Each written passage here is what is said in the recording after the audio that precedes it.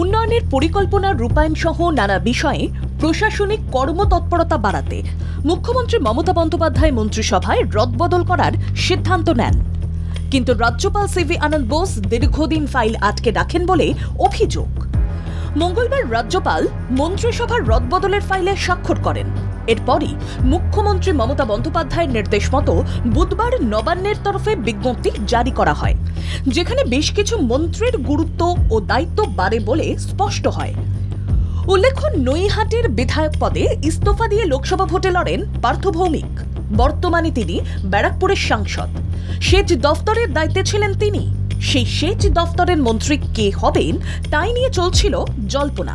দেখা যায়, মানস রঞ্জন ভূঁইয়াকে সেচ মন্ত্রীর দায়িত্ব দিয়েছেন মুখ্যমন্ত্রী মমতা বন্দ্যোপাধ্যায়।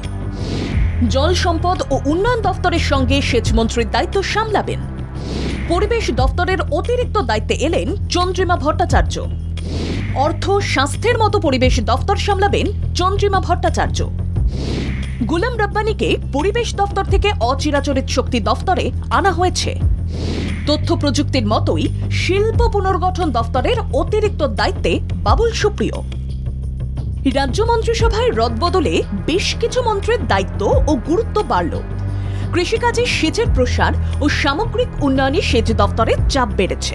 তাই মানস রঞ্জন ভূঁইয়ার মতো প্রবীণ মন্ত্রীকে সেই দফতরে নিয়ে এসে কৃষি ও কৃষকের স্বার্থ পূরণে সরকার যে সংবেদনশীল রয়েছে তা বলাই যায়।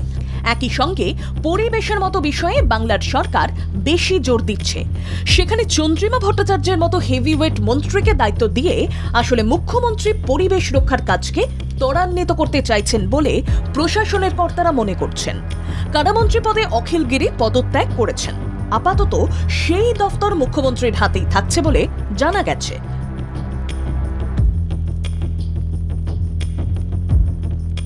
নবান্ন থেকে জয় চক্রবর্তীর রিপোর্ট, বাংলা জাগো।